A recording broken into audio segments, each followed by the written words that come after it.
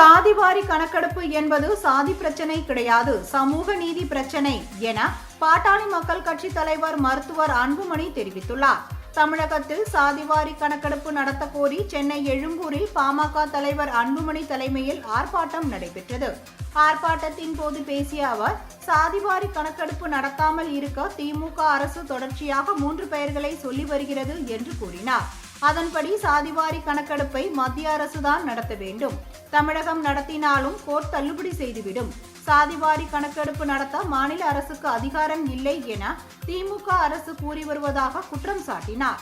தமிழ்நாடு சாதிவாரி கணக்கெடுப்பு நடத்தாமல் திமுக அரசு சமூக நீதியை குழி தோண்டி புதைத்துவிட்டது. சாதியின் பெயரால் அடக்கப்பட்டு ஒடுக்கப்பட்ட சமுதாயங்களுக்கு சமூக நீதி கிடைக்க சாதிவாரி கணக்கெடுப்பு அவசியம் என்று கூறினார். 1931ஆம் ஆண்டில் இந்தியாவின் மக்கள் தொகை 28 கோடி, தற்போதைய மக்கள் தொகை 146 கோடி. இன்றைக்கும் ஆங்கிலேயர் காலத்து புள்ளி விவரங்களை வைத்து இடஒதுக்கீடு கொடுப்பதா என்றும் அவர் அப்பொழுது கேள்வி எழுப்பினார்.